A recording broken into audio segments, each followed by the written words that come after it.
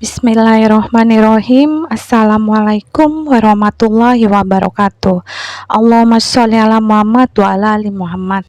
Apakah ada yang merasakan hidupnya berantakan, hutang gak lunas-lunas, rejeki segitu-gitu aja, pekerjaan sering kacau balau, dan berbagai macam hal yang membuat stres? Kali ini saya akan menyampaikan kisah inspiratif yang dialami oleh Pak Arif Budiman, CEO Petak Umpet Advertising di Jogja.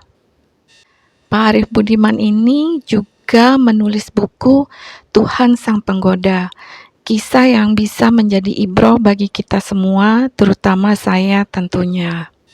Kenapa sih hidup kita bisa jadi berantakan? Bisa jadi karena jadwal sholat kita yang juga berantakan. Di awal-awal memulai bisnis, Pak Arif mengalami masalah. Pak Arif mempunyai janji 3 pertemuan dengan pembisnis di Jakarta. Pak Arif yang tinggal di Jogja tentu saja bingung karena dia tidak mempunyai banyak kenalan di Jakarta dan kondisi keuangannya masih sangat sulit. Maklum, baru saja merintis usaha. Dia pusing memikirkan jadwal pertemuannya yang satu dengan lainnya tidak di hari yang sama. Itu artinya dia harus menginap di Jakarta. Dengan kondisi keuangan yang cekak, tentu sangat sulit mewujudkannya. Seperti ini jadwal pertemuan Pak Arif dengan rekan bisnisnya. Pak A janji bertemu di hari Senin siang, sementara Pak B janji pertemuannya hari Rabu pagi dan Bu C di hari Jumat sore.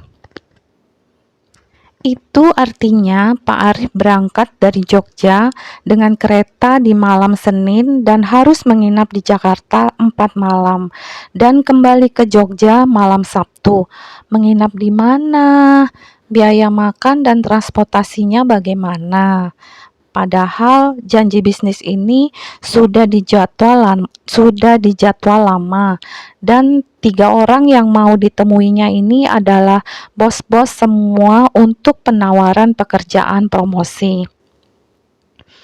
Tentu saja sebagai orang yang membutuhkan, Pak Arif harus mengikuti jadwal mereka. Pusing rasanya, merasa buntu, tidak ada jalan keluar. Seminggu sebelum hari H keberangkatan ke Jakarta, Pak Arif bertemu seorang teman yang ilmu agamanya baik.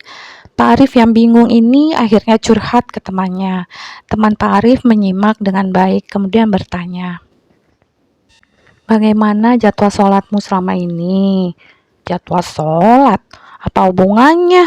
tanya Pak Arif balik dengan wajah heran. "Sholat subuh jam berapa?" tanya teman Pak Arif kembali. "Ya 5:30, jam 6. "Sebangunnya lah." "Emangnya kenapa?" jawab Pak Arif. "Sholat duhur jam berapa?" cecar teman Pak Arif lagi. "Duhur? Jadwal sholat duhur ya jam 12, jawab Pak Arif. "Bukan, maksud aku jadwal sholat duhurmu itu jam berapa?" Teman Pak Arif terus mendesak.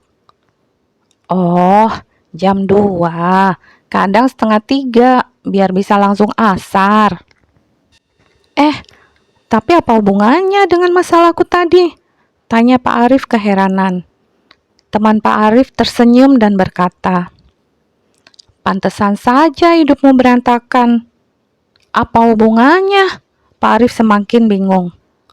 "Serius, kamu mau membereskan masalahmu minggu depan ke Jakarta?" tanya teman Pak Arif. "Iyalah, makanya aku tadi cerita," sahut Pak Arif. "Bereskan saja dulu jadwal sholat wajibmu. Jangan terlambat sholat. Jangan ditunda-tunda. Usahakan berjamaah di masjid, karena laki-laki sebaiknya sholat fardunya harus di masjid," nasihat teman Pak Arif. "Lah, apa hubungannya?" penasaran Pak Arif dibuatnya. "Kerjakan aja dulu, nggak mau juga nggak apa-apa. Kan kamu yang punya masalah, bukannya aku," jawab teman Pak Arif. Pak Arif pun pamit. Jawaban dan saran temannya sangat tidak memuaskan hatinya. Nggak nyambung banget batin Pak Arif. Akhirnya Pak Arif mencari jalan lain sambil mengumpulkan uang saku untuk bekal ke Jakarta yang memang sangat cekak. Tapi hari itu rasanya buntu banget, sampai pada akhirnya dia berpikir, baiklah, aku coba aja dulu sarannya, lagian juga nggak ada resiko apa-apa. Tapi ternyata setelah dicoba, beratnya luar biasa. Sholat tepat waktu itu sangat berat jika terbiasa bermalas-malasan. Tapi sudahlah, tinggal 6 hari ini, pikir Pak Arif. Setelah 2 hari, tidak terjadi apa-apa. Semakin yakin Pak Arif bahwa saran temannya itu tidak ada gunanya. Di hari ketiga, Pak Arif mendapatkan telepon dari asisten Pak A. Mas, mohon maaf sebelumnya. Pak A belum bisa bertemu di hari Senin besok. Ada rapat mendadak dengan direksi. Saya belum tahu kapan ada jadwal untuk bertemu. Nanti saya infokan kembali ya, Mas. Mendengar itu, Pak Arif semakin susah hati. Bukannya jadwal pertemuan semakin teratur, malah ada kemungkinan di-cancel, tidak bisa bertemu sama sekali. Semakin jauh logika Pak Arif menemukan solusinya. Dalam ketidakberdayaan dan kebingungan, Pak Arif tetap menjalankan sholat tepat waktu sesuai saran temannya. Keesokannya, Pak Arif mendapatkan telepon kembali dari sekretaris Pak B. Mas, mudah-mudahan belum beli tiket ya. Pak B ternyata ada jadwal general check-up Rabu depan. Jadinya tidak bisa bertemu. Bapak bertanya, bisa tidak jika jadwal pertemuannya di hari Jumat saja? Jamnya mengikuti jadwal Mas saja. Pertanyaan ini membuat Pak Arif benar-benar terkejut. Jumat? Kan samaan harinya dengan Bu C. Oh iya, tidak apa-apa Pak. Jumat pagi jam 9 bisakah? Jawab Pak Arif. Oke Mas, nanti saya sampaikan kepada Bapak. Batin Pak Arif sangat senang. Belum hilang rasa kagetnya, SMS masuk ke HP-nya. Mas, Pak A minta pertemuannya hari Jumat setelah sholat Jumat. Jam 1:30. Bisakah diusahakan, Mas? Nggak lama kok, 1 jam cukuplah. Pak Arif semakin heran. Tanpa campur tangannya sama sekali, itu jadwal pertemuan menyusun dirinya sendiri. Akhirnya Pak Arif berangkat malam Jumat. Bertemu 3 orang di hari Jumat dan malam Sabtu bisa langsung kembali ke Jogja tanpa menginap. Pak Arif sujud sesujud-sujudnya. Keajaiban seperti ini hanya bisa didapatkan dari ridhonya Allah. Kekuasaan Allah mengatur segala sesuatunya. Hingga Pak Arif meyakini satu hal yang hingga saat ini dia usahakan terus dan dilakukannya. Dahulukan jadwal waktumu terlebih dahulu untuk Allah, maka Allah akan mengatur jadwal hidupmu sebaik-baiknya.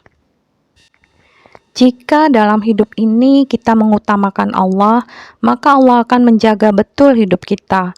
Allah itu mengikuti perlakuan kita kepadanya.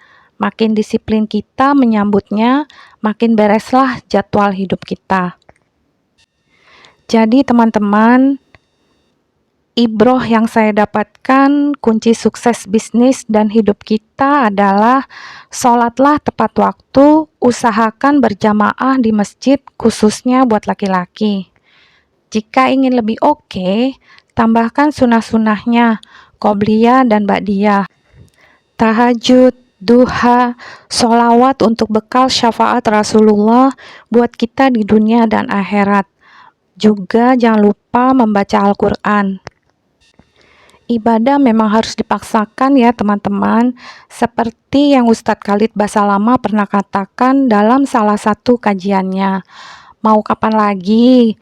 Kalau tidak dipaksakan, tidak akan pernah dimulai. Apalagi sampai meninggalkan sholat.